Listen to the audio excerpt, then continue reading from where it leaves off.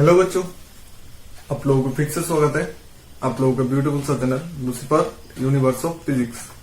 मैं कौशिक शाह आज आप लोगों को ले लाया हूं इलेक्ट्रोस्टैटिक्स पार्ट 6, जहां पर हम लोग डिस्कस करेंगे आज इलेक्ट्रिक डाइपोल। तो लास्ट क्लास में हम लोगों ने डिस्कस किया था इलेक्ट्रिक फील्ड और सुपरपोजिशन ऑफ इलेक्ट्रिक फील्ड वगैरह वगैरह। तो आज हम लोग बात करेंगे इलेक्ट्रिक डाइपोल के बारे में। अगर वीडियो में कोई भी चीज समझ में नहीं आता हो या कोई भी प्रॉब्लम आती हो या फिर समझने में कोई भी तकलीफ होती हो तो तुम लोग इस नंबर पर कॉल कर सकते हो, व्हाट्सएप कर सकते हो या फिर वीडियो के नीचे कमेंट बॉक्स में भी बोल सकते हो।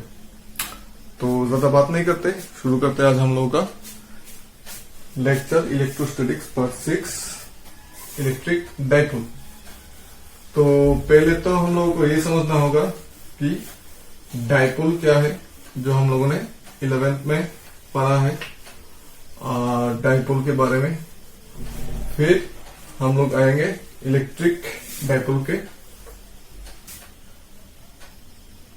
तो व्हाट इज डाइपोल, ठीक है। तो डाइपोल क्या है, नाम से ही पता चलता है हम लोगों को कि दो पोल्स होगा। क्या होगा? दो पोल्स होगा। जैसे कि मान लो यहां पर एक प्लस क्यू और यहां पर एक माइनस क्यू, कोई भी एक डिस्टेंस मान लो। यहां पर हम लोगों ने प्लस क्यू रख दिया है, यहां पर माइनस क्यू रख दिया है। तो इन दोनों का दो पोल्स हो गए, एक पोल्स पे माइनस क्यू, एक पोल्स पे प्लस क्यू। तो ये हो गया हम लोगों का डाइपोल, ठीक है। तो अभी देखेंगे कि डाइपोल मोमेंट क्या है, ठीक है। तो डाइपोल मोमेंट है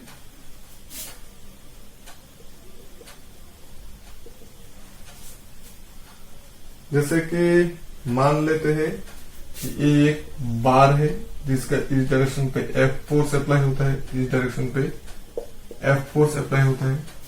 तो कोई भी एक डायरेक्शन को पॉजिटिव पकड़ने से दूसरा डायरेक्शन आ जाएगा नेगेटिव, क्योंकि इसका डायरेक्शन से ऑपोजिट है, ठीक है। तो क्लास 11 में जो हम लोगों ने देखा था कि फोर्स चैप्टर में, तो एक बार के दो टर्मिनल पे same and opposite force apply होने से क्या होता है, इसका डिस्प्लेसमेंट नहीं होता है, ये घूम जाता है ऐसे, ठीक है। तो जनरली फोर्स अप्लाई करने से क्या होता है, डिस्प्लेसमेंट होता है। फिर हम लोग वर्क डन कैसे निकालते हैं, W=F×S से और F.S। लेकिन यहाँ पर तो नेट फोर्स 0 है, एक पॉजिटिव है, एक नेगेटिव है, तो नेट फोर्स तो 0 है।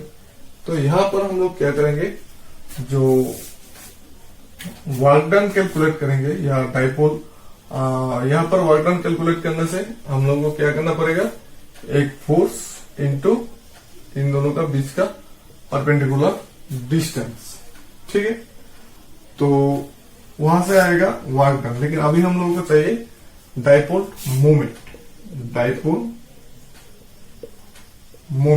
तो डाइपोल मोमेंट क्या होता है, डाइपोल मोमेंट होता है कोई भी एक फोर्स मान लो F इंटू इन दोनों का बीच का डिस्टेंस, कुछ भी S होने से S, X होने से S, तो F इंटू S हो गया डाइपोल मोमेंट।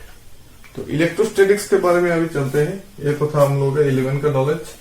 अभी देखते हैं क्लास 12 का जो इलेक्ट्रिक डाइपोल है हम लोगों का, वो क्या चीज है, उससे क्या होता है, उसका इक्वेशन क्या है, वगैरह वगैरह। तो फर्स्ट क्वेश्चन है आज का, what is an electric dipole. What is an electric dipole. What is an electric dipole, define dipole moment. Define dipole moment.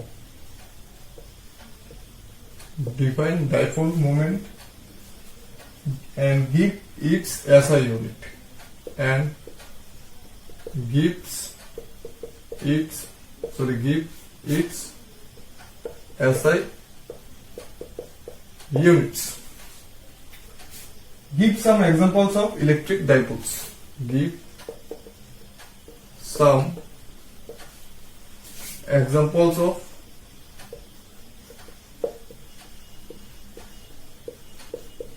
electric dipoles. ठीक, what are ideal or point dipoles? What are ideal and point dipoles? ये हो गया हम लोगों का आज का question. यहां पर एन नहीं देके और भी दे सकते हो। व्हाट आर आइडियल एंड और पॉइंट डाइपोल। तो पहली बात तो है what is an electric dipole. जैसे कि हम लोगों ने अभी अभी देखा है, इलेक्ट्रिक डाइपोल क्या है? दो सेम एंड ऑपोजिट चार्जेस अगर हम लोग कोई भी डिस्टेंस पे रख देते हैं तो उसी को बोलते हैं इलेक्ट्रिक डाइपोल। तो इसका डिफिनेशन पहले लिख लेते हैं। A pair of equal and opposite charges, a pair of equal and opposite charges, a pair of equal and opposite charges separated by a small distance, separated by a small distance is called electric dipole. ठीक है, a pair of equal and opposite charges separated by a small distance is called electric dipole. तो next question क्या है? Define dipole moment. अभी हम लोग को dipole moment define करना है। The dipole moment of an electric dipole is A the dipole moment of a electric dipole, the dipole moment of an electric dipole is a vector whose magnitude is a vector whose magnitude is a vector whose magnitude is either charge times the separation, either charge times the separation, either charge times the separation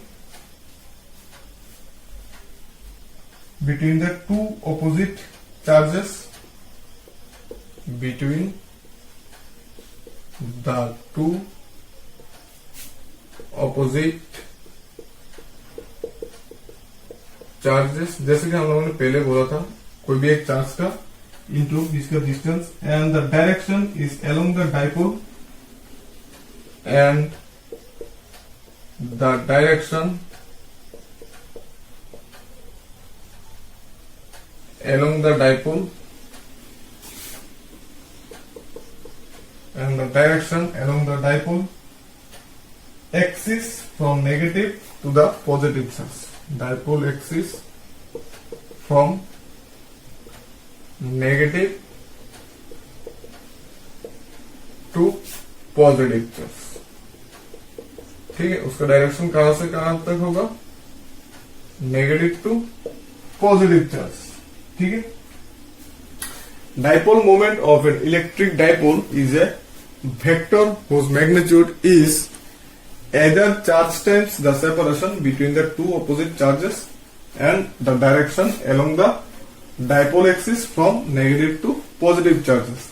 याद रखना ये बात कि electric dipole का direction जो होगा वो होगा हमेशा नेगेटिव टू पॉजिटिव की डायरेक्शन पे। ठीक है, तो कॉपी कर लो जल्दी से। तो हम लोगों का जो डाइपोल का फिगर हम लोग ड्रॉ कर सकते हैं ऐसे, दो equal and opposite charges minus Q plus Q, जिसका डिस्टेंस दे देते हैं 2a वेक्टर। तो इसका डाइपोल मोमेंट पकड़ लेते हैं p vector. Then we can write p vector equal to q into 2a vector. ठीक है, p क्या है यहाँ पर? p है इलेक्ट्रिक डाइपोल, नहीं तो p इक्वल टू 2a, ये भी हम लोग लिख सकते हैं, वेक्टर साइन रिमूव करने से भी हो जाएगा। तो ये हो गया हम लोगों का इक्वेशन या कोई भी इसका फॉर्मूला डाइपोल का, p equal to q into 2a, where is 2a is the distance between pair of charges. ठीक है, तो अभी लिखना है क्या है हम लोगों को, ऐसा यूनिट लिखना है इसका। तो ऐसा यूनिट आ जाएगा हम लोगों का इसका इक्वेशन से, जो हम लोगों ने अभी लिखा है p equal to q into 2a। तो यहां से यूनिट देखो क्या आता है,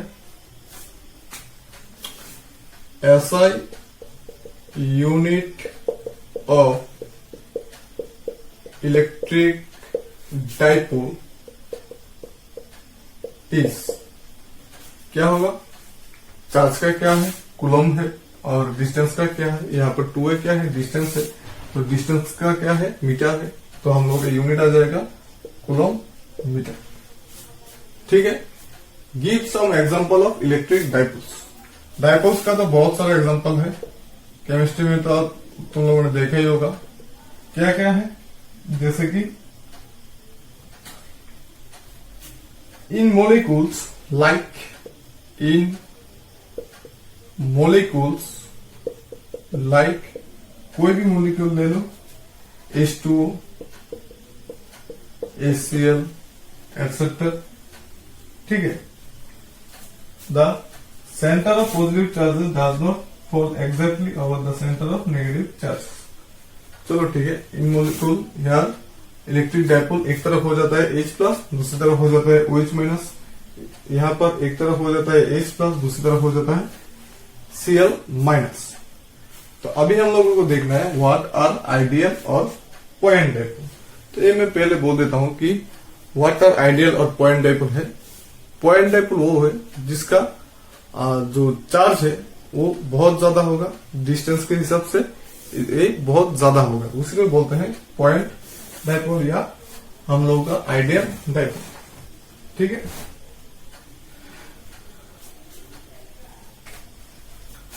we can think a dipole in which size, we can think a dipole whose size a tends to 0। ठीक है, एंड चार्जेस यहाँ पर 2 भी लिख सकते हो, and charges Q tends to infinity, मतलब Q बहुत ज्यादा होगा और A बहुत ही कम होगा। In such a way that the dipole moment in such a way the electric dipole moment, in such a way the electric dipole moment जो हम लोगों का है P equals to Q into 2a, ये क्या हो जाएगा, हैज ए फाइनाइट वैल्यू। इसका एक फाइनाइट वैल्यू हम लोगों के लिए आ जाएगा, has a finite value, has a finite value. Such a dipole of negligibly small size, such a dipole of negligibly small size, such a dipole of negligible small size is called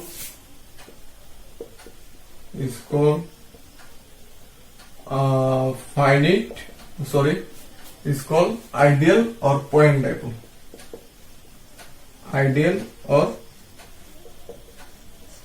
point dipole। चलो question का answer complete हो गया। ठीक है, तो point and finite dipole क्या है?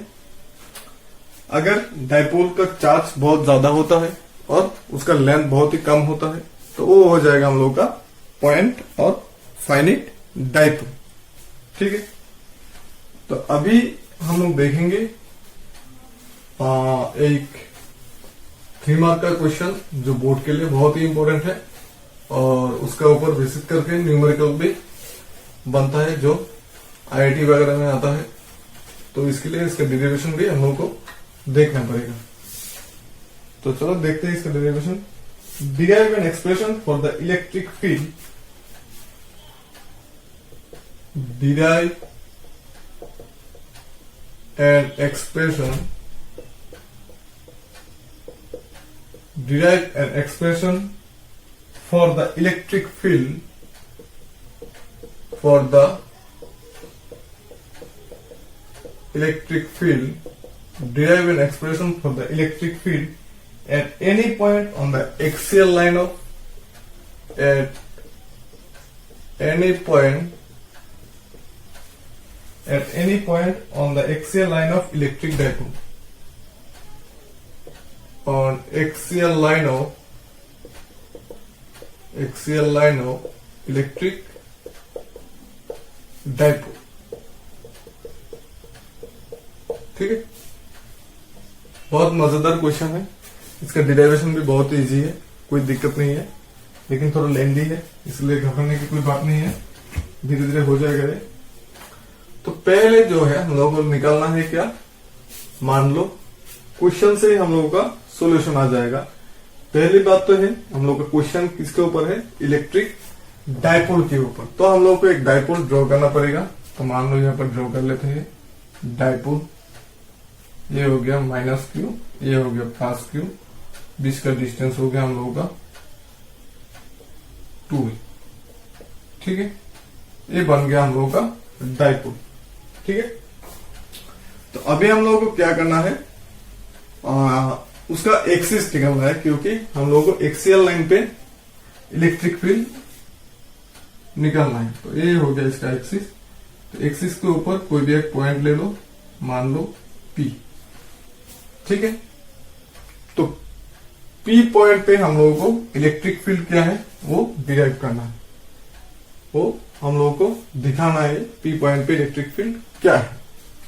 तो P पॉइंट पे इस चार्ज के लिए एक इलेक्ट्रिक फील्ड होगा और इस चार्ज के लिए एक इलेक्ट्रिक फील्ड होगा। ठीक है, तो ये चार्ज तो बहुत दूर है, इसलिए ये जो इलेक्ट्रिक फील्ड है ये कम होगा, लेकिन ये जो इलेक्ट्रिक फील्ड है ये ज्यादा होगा। तो हम लोगों को निकालना है इन दोनों के लिए इलेक्ट्रिक फील्ड, फिर हम लोगों को इनका सब्ट्रैक्शन निकालना है। तो हम लोगों को अल्टीमेट इलेक्ट्रिक फील्ड जो है वो आ जाएगा, तब हम लोगों का क्वेश्चन का आंसर कंप्लीट हो जाएगा। ठीक है, तो पहले लिख लेते हैं कुछ। Consider N electric dipole consisting of charges +q and -q. Consider an electric dipole. Consider an electric dipole consisting of charges -q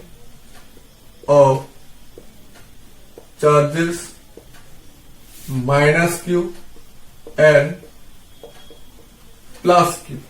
ठीक है, separated by a distance 2, separated by a distance of 2a and placed in vacuum, and placed in vacuum।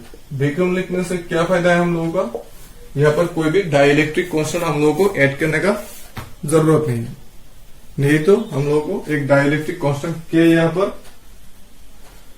लिखना चाहिए था। Let P be a point on the axial line at a distance, let P be a point, let P be a point at axial line axial line at a distance कहां से कहां तक होगा? मान लो dipole का middle point है ओ से इसका डिस्टेंस है आर, ठीक है, स्मॉल आर। ये हम लोगों ने एज्यूम कर लिया at a distance R from the centre O, at a distance R from the centre O, ठीक है। अच्छा, अभी electric field due to minus Q, electric field due to minus Q charge के लिए कितना इलेक्ट्रिक फील्ड होगा? At point P is E1 लिख लेते हैं 1/4πε0। हम लोगों का फॉर्मूला क्या है? E = 1/4πε0 Q/r²। तो हम लोगों ने अभी किसके लिए निकल रहा है? माइनस क्यू के लिए। तो माइनस क्यू के लिए इलेक्ट्रिक फील्ड का क्या होगा? हम लोगों का Q/ इसको नाम दे देते हैं ए बी, तो AP स्क्वायर, डिस्टेंस स्क्वायर। तो इसको सिंप्लीफाई करने से आ जाएगा 1/4πε0 Q/r प्लस ए होल स्क्वायर, ठीक है। ये हो गया हम लोगों का E1 एंड इसका डायरेक्शन है हम लोगों का PA, along PA, पॉजिटिव से नेगेटिव की तरफ, ठीक है। तो अभी और एक निकाल लेते हैं, electric field due to plus Q at point P is, plus Q के लिए क्या होगा? E2 equal to 1/4πε0 Q/ plus Q से डिस्टेंस क्या है? ये पूरा R है, ये A है, तो ये डिस्टेंस क्या होगा? R-A। तो ये हो जाएगा हम लोगों का R-A होल स्क्वायर, ठीक है। तो यहां पर क्या आ जाएगा? 1/4πε0। इसको सेकंड स्टेप में लिख लेते हैं, यहां पर लिख लेंगे BP², तो R-A होल स्क्वायर। इसका डायरेक्शन होगा along BP, ठीक है। तो एक का डायरेक्शन है BA की डायरेक्शन पे इस तरफ, दूसरे का है इस तरफ, लेकिन कौन सा वाला बड़ा है? हम लोगों का E2 जो है वो ज्यादा है, ठीक है। काई को E2 ग्रेटर देन E1, क्योंकि E2 के नीचे देखो माइनस है, यहां पर प्लस है। कोई भी एक वैल्यू ले लो R और A का, अगर R 2 होता है और A 1 होता है तो नीचे कितना आ जाएगा? 2 + 1, और इसका नीचे कितना आ जाएगा? 2 - 1। तो क्या होगा? जिसका नीचे पे माइनस है वो क्या होगा? वो कम होगा, और जिसका नीचे पे प्लस है वो ज्यादा होगा। तो इसलिए E2 ग्रेटर देन E1। तो हम लोगों का जो रिजल्टेंट इलेक्ट्रिक फील्ड है वो क्या होगा? तो हम लोगों का नेट इलेक्ट्रिक फील्ड क्या होगा? नेट इलेक्ट्रिक फील्ड होगा E2 माइनस E1, क्योंकि E2 जो है वो है हम लोगों का इस डायरेक्शन पे, मतलब BP डायरेक्शन पे, और E1 है इस डायरेक्शन पे।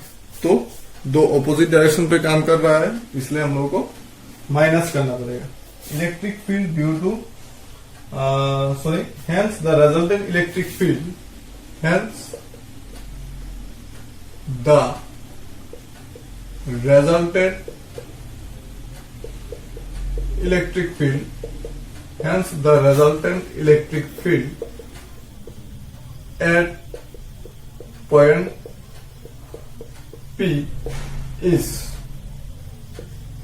E equals to E2 minus E1। ठीक है, तो यहां पर एक बात है, E2 और E1 का वैल्यू पुट कर देते हैं 1/4πε0 Q by R minus A whole square minus 1/4πε0 Q by R plus A whole square 1/4πε0 sorry Q by 4πε0 common ले लेने से रह जाएगा 1/R minus A whole square minus 1/R plus A whole square. ठीक है, तो इसको इक्वल टू Q by 4πε0, इसको क्या करेंगे हम लोग, एलसीएम करने से R minus a whole square R plus A whole square, ऊपर आ जाएगा R plus A whole square minus R minus a whole square. ठीक है, तो ऊपर का जो है R plus A whole square minus R minus a whole square, ये एक फॉर्मूला में आ जाता है और वो है 4AB 4πε0 4RA बाई, और नीचे का जो है इसको हम लोग एक ब्रैकेट में घुसा देते हैं, तो R minus A R plus A whole square, तो Q बाई 4πε0 4RA, ए हो गया a plus B into A minus B, मतलब A square minus B square. तो हम लोगों ने यहाँ पर क्या क्या फॉर्मूला यूज किया है अलजेब्रा का, यहाँ पर हम लोगों ने 4AB equals to A plus B whole square minus A minus B whole square, दूसरा क्या यूज किया है A square minus B square equal to A plus B into A minus B. ये दोनों फॉर्मूला हम लोगों ने यहाँ पर यूज किया है। ठीक है, तो यही तक ही है हम लोगों का इलेक्ट्रिक फील्ड। तो इसका जो वेक्टर है या फिर डायरेक्शन है, ये कौन सी डायरेक्शन पे होगा, अल्टीमेटली जो ज्यादा है उसी डायरेक्शन पे होगा, मतलब बीपी डायरेक्शन पे। ठीक है, क्योंकि बीपी डायरेक्शन पे जो इलेक्ट्रिक फील्ड है वो ज्यादा है, इसलिए ये होगा बीपी डायरेक्शन पे, अलोंग बीपी। यहां पर लिख देना है अलोंग बीपी, अलोंग बीपी। ठीक है, ये हो गया हम लोगों का इक्वेशन। तो यहां पर कुछ काम कर सकते हैं हम लोग, 1/4πε0 तो 2QA into 2R by R square minus A square whole square. ठीक है, ये तो हम लोगों ने काम किया है, क्योंकि ये जो है ये क्या हो गया हम लोग का 2QA means electric dipole moment. तो इस जगह पे हम लोग क्या लिख सकते हैं, स्मॉल p, तो 1/4πε0 2PR by R square minus A square whole square. ये आ गया हम लोगों का सिंपलेस्ट फॉर्म, जहां पर फायर, यहां पर थोड़ा लिखना पड़ेगा, फायर P equals to 2QA equals to electric dipole moment. ठीक है, ये यहां पर लिखना पड़ेगा, जहां पर P equals to 2QA is the electric dipole moment. ठीक है, अभी एक सिचुएशन है वो भी दिखा देता हूं। अगर डाइपोल का लेंथ हम लोगों ने जहां पर इलेक्ट्रिक फील्ड कैलकुलेट करना है उससे बहुत ही कम होता है, means R very very greater than A होता है, if R very very greater than A. ठीक है, then we can neglect or then we can neglect the value of s square as compared to r square.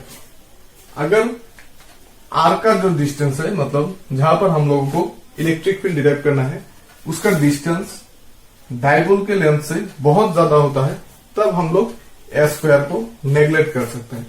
तो इस equation से S square remove करके देखो क्या इक्वेशन बनता है, 1/4πε0, फिर आ जाएगा 2πr/r स्क्वायर उसका स्क्वायर, ये आ जाएगा 1/4πε0 2πr/r⁴, ये आ जाएगा 1/4πε0 2p/ एक r कैंसिल हो जाएगा, ये आ जाएगा r3, जहां पर डायरेक्शन होगा अलोंग बीपी, ये भी होगा अलोंग बीपी, ये भी हो जाएगा अलोंग बीपी। ठीक है, तो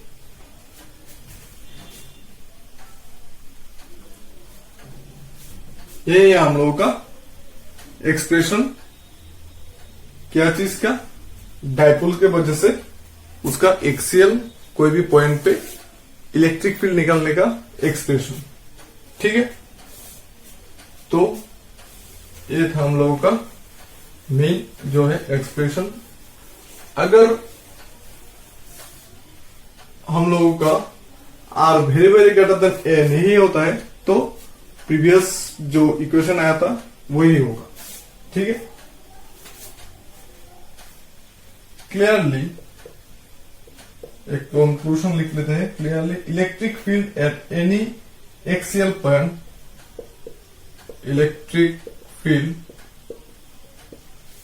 at any axial point, electric field at any axial point of the dipole acts along the dipole acts along the dipole axis from negative to positive, along the dipole axis from negative to positive। ठीक है, positive charge that is in the direction of dipole moment P, in the direction of dipole moment P। ठीक है, जो dipole moment की direction है P की, उसी direction पे हम लोगों का जो इलेक्ट्रिक फील्ड है वो काम करेगा, that is from negative to positive. ठीक है, तो यही है हम लोगों का मेनली एक्सप्रेशन। ये पूरा लिखने से 3 में से 3 मार्क बिल्कुल आ जाएगा, तो बिल्कुल इजी भी है, कोई दिक्कत नहीं है। तो नेक्स्ट हम लोग जो डिस्कस करेंगे वो है परपेंडिकुलर बाइजेक्टर के ऊपर में इलेक्ट्रिक फील्ड कैसे डिराइव करते हैं। ठीक है, परपेंडिकुलर बाइजेक्टर में इलेक्ट्रिक फील्ड कैसे डिराइव करते हैं वो हम लोग डिस्कस करेंगे नेक्स्ट वीडियो में। और वीडियो को अच्छा लगे तो चैनल को सब्सक्राइब कर लो और एक लाइक भी मार दो, और मिलते हैं नेक्स्ट वीडियो में। तब तक के लिए टाटा।